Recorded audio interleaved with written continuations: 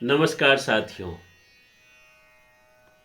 मैं हूं सुशील और स्वागत कर रहा हूं सुशील संवाद में।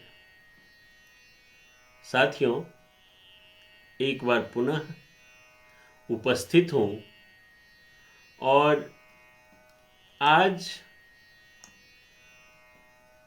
महाभारत से कुछ मंत्र और आज के जीवन काल में, आज के इस भागम भाग भरी जिंदगी में महाभारत से हम लोग क्या शिक्षा ले सकते हैं। महाभारत एक बहुत बड़ा काव्य है। महाभारत को सिर्फ घर के अलमीरा में मत सजाइए, उसके बार बार अध्ययन करिए, उसको पढ़िए। और हाँ, महाभारत या भागवत, गीता, पुराण या रामचरितमानस या रामायण सिर्फ किसी कथावाचक के मुख से सुन करके आप अनुसरण करना शुरू मत कर दें। क्योंकि कोई भी, अब जैसे मैं ही अभी जो संवाद करने आया हूं, तो कुछ विशेष जो श्लोक है उसी के माध्यम से आपसे संवाद करने आया हूं। पर जागृत व्यक्ति होने के नाते आप रिसर्च करें, सिर्फ सुनी सुनाई बातों पे ना जाएं, पढ़ें और उसमें से जो अच्छाई लगे, जो भी अच्छा लगे, जो आपके विवेक में उतरे, आपके ज्ञान की कसौटी पे उतरे, उसको ग्राह्य करें, उसको ग्रहण करें और बाकी चीज़ों को छोड़ दें। क्योंकि महाभारत बहुत विशाल ग्रंथ है, महाकाव्य है। इसी में से गीता निकला है, इसी में से भागवत निकला है और इसके कहने का शैली, इसको समझने का शैली सब अलग अलग ढंग से है। महाभारत के विषय में बहुत से मत हो सकते हैं, बहुत से प्रसंग से, बहुत से चरित्र से आप नाखुश हो सकते हैं, लेकिन हर जगह से कुछ न कुछ अच्छाई आपको मिलता है, जिसे स्वीकार करना चाहिए और जीवन में उसे इम्प्लीमेंट करना चाहिए। महाभारत से 10 प्रमुख शिक्षाएं आज मैं कोशिश कर रहा हूं आपसे संवाद करने का। तो जो पहली शिक्षा महाभारत से मिलती है वो ये है कि धर्म की रक्षा करने वाला ही संरक्षित रहता है। धर्मो रक्षति रक्षतः, महाभारत के वन पर्व 113.117 में आता है। धर्म की रक्षा करने वाला ही संरक्षित रहता है। जो धर्म की रक्षा करता है, धर्म उसकी रक्षा करता है। जीवन में धर्म, कर्तव्य, सद्बुद्धि, विवेक को ना छोड़े। अब ये जो धर्म है, इसको समझने की बात है। बहुत से कथावाचक आपको कह देगा कि तुम ब्राह्मण हो, तुम्हारा ये धर्म है, तुम क्षत्रिय हो, तुम्हारा ये धर्म है, तुम वैश्य हो, तुम्हारा ये धर्म है, तुम शूद्र हो, तुम्हारा ये धर्म है। पर वो लोग भूल जाते हैं कि धर्म का मूल क्या है, धर्म कहते किसको हैं। सबसे बड़ा धर्म क्या है? इंसानियत। सबसे बड़ा धर्म क्या है? प्रेम। सबसे बड़ा धर्म क्या है? परोपकार। यहां पे ये नहीं कि आपको कोई उकसा दे कि धर्म के रक्षा के लिए तुम हथियार उठा लो। बहुत से आजकल तो बाबाओं की ढेर लगी हुई है, वो लोगों को उकसा रहे हैं कि धर्म के नाम पे तुम हथियार उठा लो। तो उनसे बोलना कि ठीक है, तुम आगे आगे चलो, तुम्हारे पीछे हम रहेंगे, किसी के बहकावे में मत आना और हथियार मत उठाना। क्योंकि हमने देखे हैं कि जो राम मंदिर के लिए जिसकी हत्या हो गई, उसके परिवार को आज कोई देखने वाला नहीं है।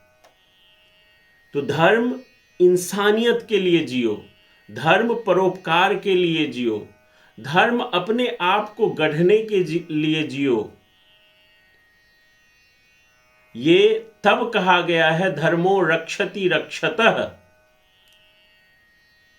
महाभारत के जो कालखंड है, उस कालखंड में भी बहुत सी ऐसे प्रश्न चिन्ह उठते हैं जो आज के समय में बहुत प्रासंगिक नहीं रहते हैं।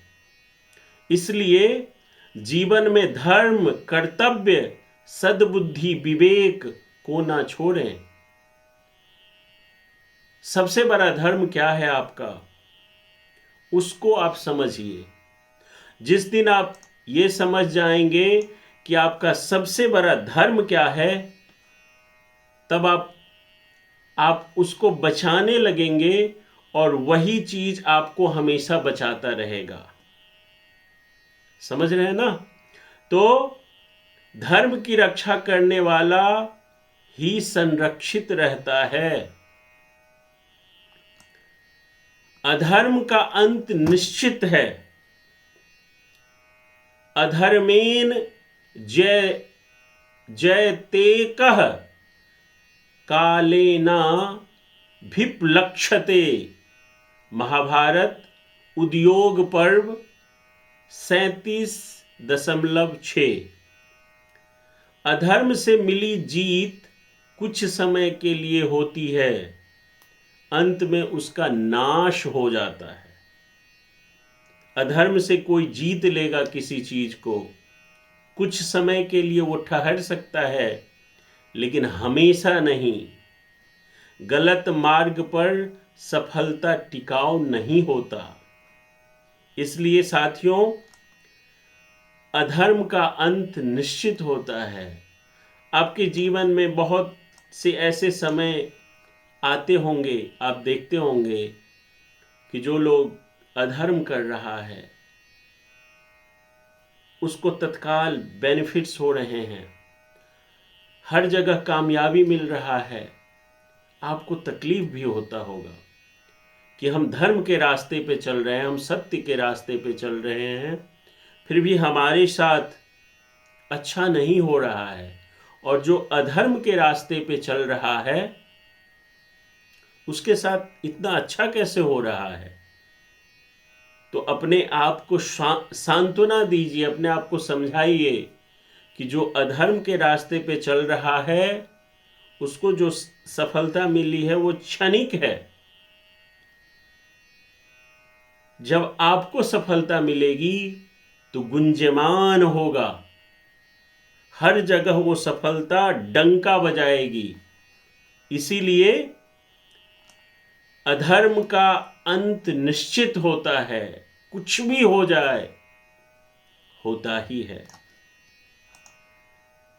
तीसरा शिक्षा जो मिलता है महाभारत से, क्रोध सबसे बड़ा शत्रु है। महाभारत के शांति पर्व 177.25। क्रोधो ही शत्रु परमः, क्रोध मनुष्य का परम शत्रु है।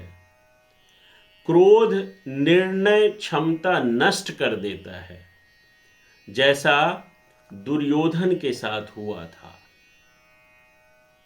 क्रोध हम आप सबको खोखला कर देता है।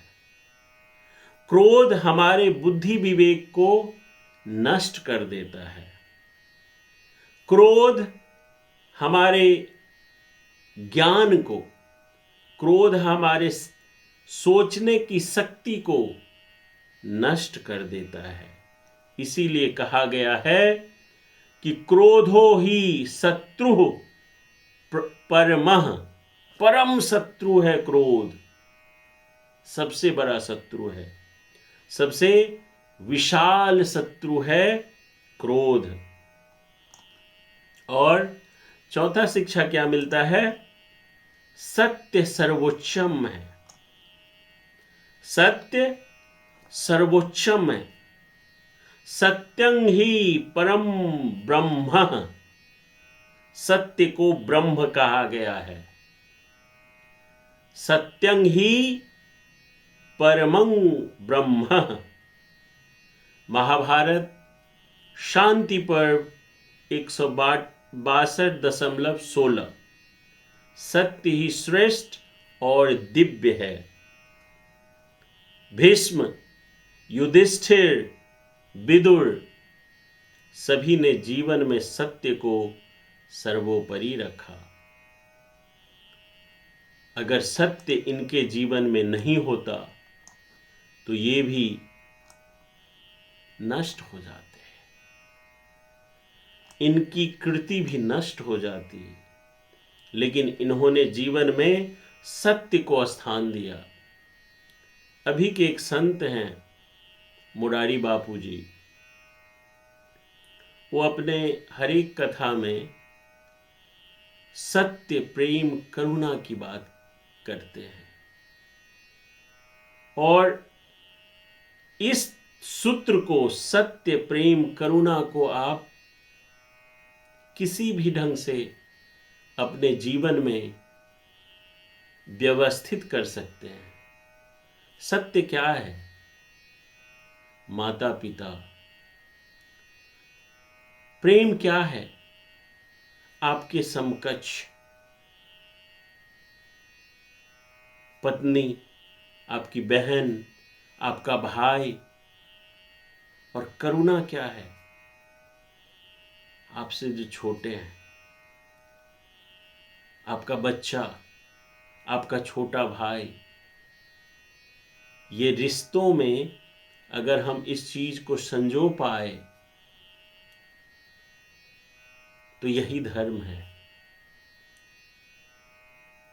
आपको कहीं मंदिर, मस्जिद, गुरुद्वारा जाने की आवश्यकता नहीं होगी, यही मोक्ष मिल जाएगा। गृहस्थी संत इसी को कहते हैं, जो अपने जीवन में जो उनका दायित्व है, इसी को धर्म कहते हैं, उसका निर्वहन अगर ठीक से कर लिया। हालांकि आपको जो ये रिश्ते नाते हैं वो हर तरह से तोड़ने का काम करेंगे, आपके जीवन में बाधाएं डालने का काम करेंगे। हर तरह से बाधाएं आती रहेगी, लेकिन फिर भी आपको अपने पथ पर अग्रसर होते रहना है। सत्य, प्रेम, करुणा के पथ पर चलते रहना है। साथियों, जो पांचवी शिक्षा मिलती है महाभारत से, वो है लोभ से पतन होता है। लोभ पतन का कारण बनता है। लोभादुत्त पद्यते दुखं, लोभादुत्त पद्यते भयम। महाभारत उद्योग पर्व 34:16। लोभ से दुख और भय उत्पन्न होते हैं।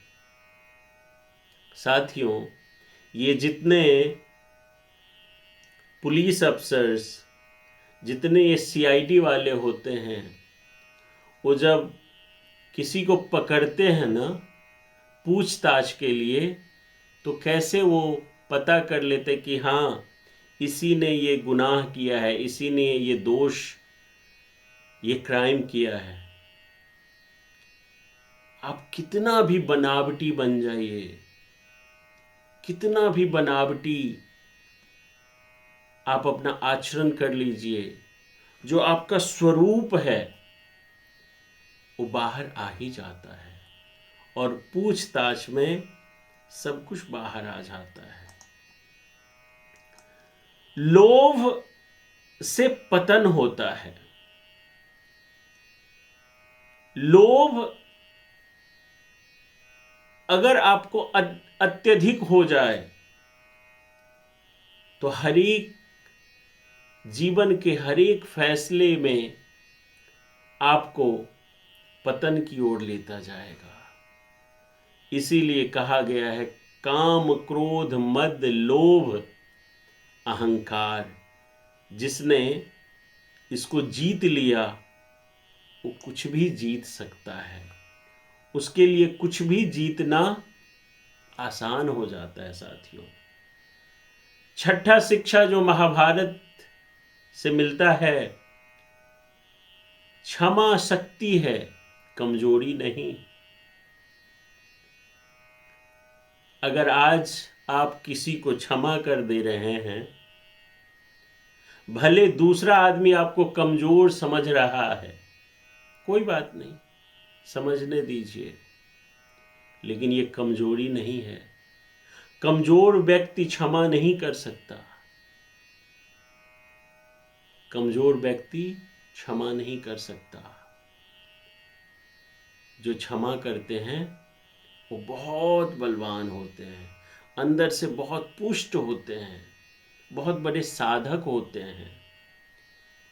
क्षमा धर्मः क्षमा यज्ञः क्षमा वेदा प्रकृत्या। महाभारत अनुशासन पर्व 37.7। क्षमा ही धर्म है, क्षमा ही यज्ञ है, तथा क्षमा ही वेदों का सार है।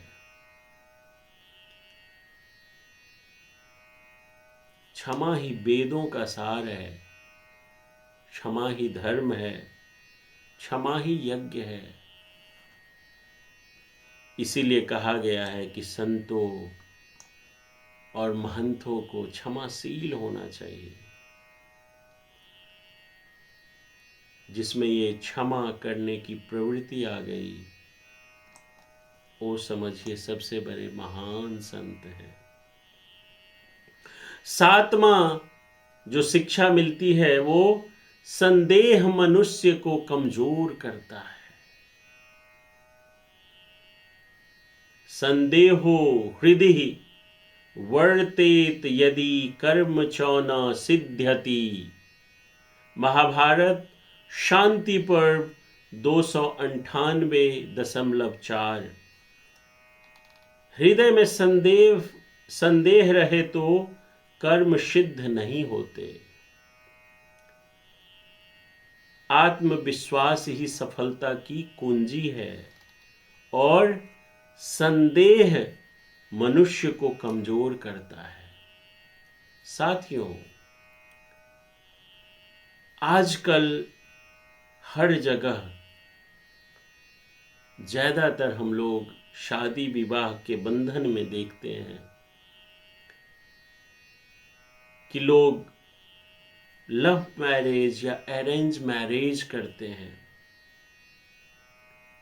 6 महीना, 1 साल, 2 साल, 5 साल के बाद अधिकांश आजकल का जो ट्रेंडिंग है, बहुत से रिश्तों में दरार आ रहा है, बहुत सी शादियां टूट रही है, बहुत से पति पत्नी में तलाक हो रहे हैं। कॉरपोरेट वर्ल्ड में भी इस संदेह के कारण बहुत नुकसान हो रहा है। पॉलिटिक्स में संदेह के कारण बहुत नुकसान हो रहा है। हर एक जगह इस संदेह के कारण बहुत नुकसान हो रहा है। खास करके जो रिश्ते नाते हैं, पति पत्नी का इतना अनूठा रिश्ता, क्योंकि पति पत्नी के रिश्ते से ही ये संसार चल रहा है, ये मानव जीवन संचारित हो रहा है। इस संदेह के कारण, शक के कारण, शंका के कारण रिश्ते टूट रहे हैं, तलाक हो रहे हैं। 6 महीना, 1 साल, 2 साल में शादियां टूट जा रहे हैं। किसी को एक बच्चा हुआ, फिर शादियां टूट रहे हैं, तलाक हो रहे हैं। हम आप सबको बहुत सावधान रहने की आवश्यकताएं हैं। 8वां शिक्षा जो महाभारत से मिलता है वो है मित्रता धर्म पर आधारित होनी चाहिए। मित्रता धर्म पर आधारित होनी चाहिए। यस्य नास्ति स्वं प्रज्ञा शास्त्रं तस्य करोति किम।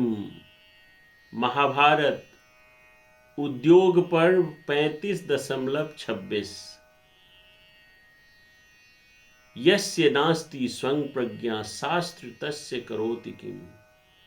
जिसके पास अपना बुद्धि विवेक नहीं है, उसको शास्त्र आप कितना भी सुना लीजिए, कितना भी समझा लीजिए, कुछ समझ में आने वाला नहीं है। यस्य नास्ति स्वयं प्रज्ञा शास्त्रं तस्य करोति किम। उसको शास्त्र कुछ नहीं कर सकता।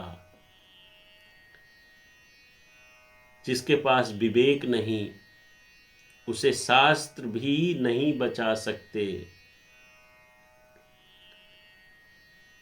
मित्रता बुद्धिमता और चरित्र पर आधारित हो, अंध समर्थन पर नहीं।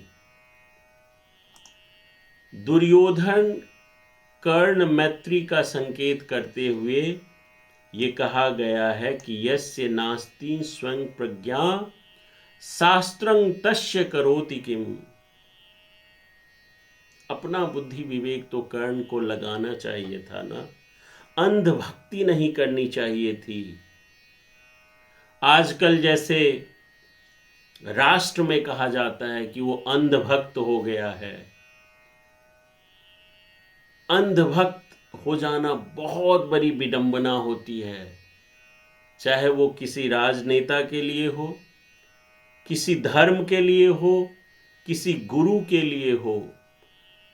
क्योंकि हमने देखा है कि जब कोई अंधभक्त किसी गुरु के हो जाते हैं,